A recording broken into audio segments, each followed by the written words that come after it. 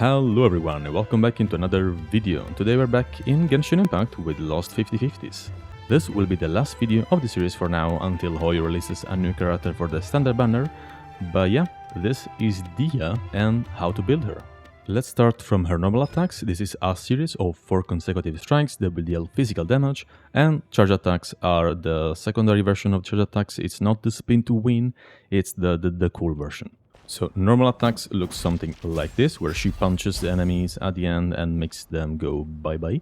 And it's pretty cool, and I kind of like that. Charge attacks are these. But yeah, we will probably never use those attacks, so that is kind of sad. Moving on to her elemental skill, this will create a fiery sanctum on the ground, and this fiery sanctum does many things. First of all, it will deal damage to enemies that take damage from other sources every 2.5 seconds based on Dehya's attack and max HP. It will also increase the resistance to interruptions of characters standing inside the field, and it will transfer a portion of the damage those characters takes to Dehya up to a maximum of 200% of her max HP. This mitigated damage will flow into the red main's blood, and Dehya will take this amount of damage during the duration of 10 seconds. If we reach this cap, Dehya will stop mitigating damage and the characters on the field will take the damage instead. The first time you cast the elemental skill, it will deal this indomitable flame damage. This is the field damage, and ranging flame happens whenever you recast the elemental skill. This will create a new field on the ground that will inherit the duration of the previous field,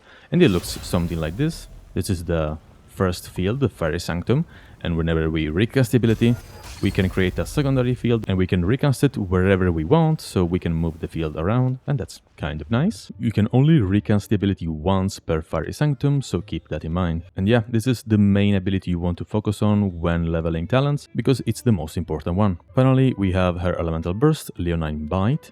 This is probably the most unique burst in the game. Whenever you activate it, you will enter this blazing lioness state, will increase her resistance to interruption, then your normal attacks and elemental skill will be converted into roaring barrage, which is a series of punches, and the more you punch, the faster your attack speed will become. Those punches will deal damage based on attack percentage and max HP. The duration of the whole burst is 4 seconds, so you have 4 seconds to deal the most amount of damage, and the cooldown is quite long at 18 seconds, with an energy cost that is quite high at 70. Incineration Drive is the last attack you deal whenever the duration of your burst ends, and it will deal damage based on attack percentage and max HP. And the burst looks something like this. You activate your burst and you will start punching by yourself, but you can normal attack or click your elemental skill to attack faster, and finally deal that incineration damage at the end. Probably one of the coolest looking bursts in the game, and it does deal a nice amount of damage, although it's not amazing, and yeah, people know about that. But anyways, moving to passive talents, we have Unstinting Succor, which makes Dehya take 60% less damage from the red main's blood, which is the damage over time she takes, after recasting her elemental skill or by using her elemental burst. In addition, whenever you use your elemental skill, you now have 9 seconds of an additional resistance to interruptions, and that means that this one will stack with the base resistance to interruption that the field already has. So she is basically immune to interruptions whenever she is in her burst after recasting her elemental skill, which is kinda funny. Then we have her second passive talent, Stalwart and True, and this is quite powerful because makes Dehya regenerate some health over time whenever her HP is less than 40%. In total, she recovers 50% of her max HP, although this can only happen every 20 seconds. Finally, we have the Exploration talent called Sunlit Way that will increase the movement speed of your party by 10%, although it doesn't work in domains. Moving to Constellations, we have Constellation 1 that increases HP by 20%, and it increases the damage that her elemental skill and elemental burst deal based on a percentage of her max HP. Constellation 2 increases the duration of Fiery Sanctum by 6 seconds, which is nice because it makes the field last for 18 seconds instead of 12, and it will also increase the damage that the Fiery Sanctum deals by 50% whenever a character takes damage, only for the next attack though, so not for every attack. Constellation 3 increases the level of the elemental burst by 3. Constellation 4 makes the elemental burst restore some energy and some HP to Dehya, which is nice and helps her stay alive and regenerate the burst, which is quite expensive. Constellation 5 increases the level of the elemental skill by 3. And finally, Constellation 6 increases the crit rate of Leon and Bite by 10%. In addition, will increase the crit damage by 15% and the duration of the elemental burst by 0.5 seconds whenever you deal a critical hit. This goes all the way up to 2 more seconds and 60% more crit damage for the elemental burst, which honestly is quite powerful and will make her deal a lot more damage. Let's now move to weapons, and we only have a few options here. Either you use her signature weapon, which is the best in-slot weapon for Dehya, because the weapon does increase crit rate by a lot, it does increase attack percentage, and also gives Dehya more HP percentage, making it the best choice for her, but the weapon hasn't been seen in the game for a while, similar to Tinari with his signature weapon, and yeah, unless you're lucky to have that weapon, you can use one of these other options. First of all, there's the Wolf Gravestone, honestly just a very nice stat stick, and it can also increase the attack of all your party members by 40%, although this effect can only happen if the character using the Wolf Gravestone is on the field, so you have to swap to Dehya and attack some enemies with her. And if you want, you can use the Skyward Pride to increase your energy recharge by a little bit and deal some more damage in general with the passive. Moving on to 4-star weapons, we have the Battle Pass option, Serpent Spine, which increases crit rate by 27.6%, and the passive will increase the damage Dehya deals and also takes by respectively 10% and 2% for every 4 seconds the character stays on field. So if you use Dehya for 20 seconds on field, you will have the maximum amount of stacks. In addition, you can maintain these stacks even if the character is off field, but you will lose 1 stack whenever the character takes damage, and I'm pretty sure this applies to the passive mitigation damage Dehya takes. Then we have the Blackleaf Slasher, which is honestly just a nice stat stick for any character that uses a claymore. There's the Aqua Umaru, which increases attack percentage by quite a lot and increases the elemental burst damage by a certain percentage for every point of the entire party combined energy capacity, up to a maximum of 40% more elemental burst damage at Refinement 1. If you're very free to play and you want to use a craftable weapon, you can use Tidal Shadow, which increases attack percentage through the substat, and the passive will increase attack percentage by an additional amount whenever the wielder is healed, and this can also be triggered when the character is off field. You can also use the Portable Power Saw and the Bell if you just want more HP percentage with the substat, or you can use Sacrificial Greatsword to refresh your elemental skill. Honestly, these are all my recommended weapons. If you want to recommend some other weapon options, do that in the comments, and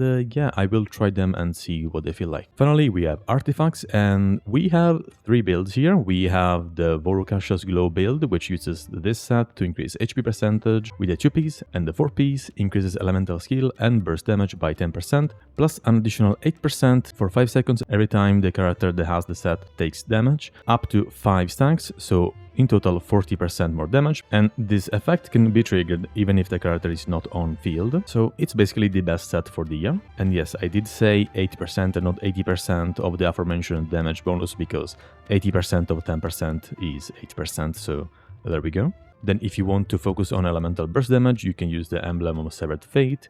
This will increase your elemental burst damage by 25% of your energy recharge, up to a maximum of 75% bonus damage, and it will also give you 20% energy recharge with the 2-piece set. And finally, we have the support build, which uses the Tenacity of the Millelith, that gives you 20% more HP with the 2-piece set, and increases the attack percentage of all your party members by 20% and their shield strength by 30% for 3 seconds whenever the elemental skill hits an opponent. And this effect can also be triggered if the character is not on field. For the Vorukasha's Glow and Emblem of Severed Fate, you want to use a HP percentage or attack percentage Sands of Eon, a Pyro Goblet, and a crit damage or crit rate circlet. Then for the Tenacity of the Millelith, you can just stick to HP percentage on all 3 pieces, because honestly Dehya won't deal any more damage if you're just using Tenacity, so just stick to more HP, which will make her more tanky. When it comes to team comps, you can either use Dehya as a living shield, or you can use her as your elemental burst DPS. A very nice team is an Overlord team that uses Dehya, Chevreuse, Fischl,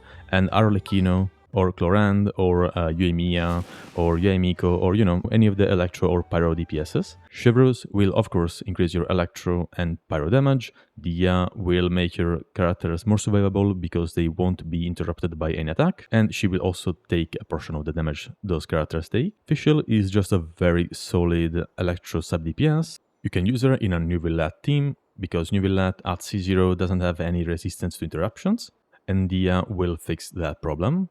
Or you can use my favorite team with Dehya, which is this one, and it focuses on Dehya's elemental burst and buffing the elemental burst as much as possible. We have Rina that increases our damage by a lot and can also apply a lot of Hydro, Sangonomiya Kokomi that applies Hydro and heals Dehya, plus she's using the Thrilling Tales of Dragon Slayers that increases attack percentage by 48% for our Dehya. And finally we have Raiden Shogun, which, if you didn't know, can boost the elemental burst damage of characters who have the Eye of Stormy Judgment based on the elemental burst cost by 0.3% per energy, which in Dehya's case is 70, that means 21% more elemental burst damage. And this is the team I will use for the showcase. Alright, that was pretty much Dehya. If you have any comments and any suggestions, or you want to correct something I said, do that in the comments. But yeah, she is not a powerful character, but she is beautiful, and I hope Hoyoverse one day will fix her, but we all know that won't happen. Anyways, if you liked the video, remember to leave a like and subscribe for more content. I hope you guys have a great rest of the day,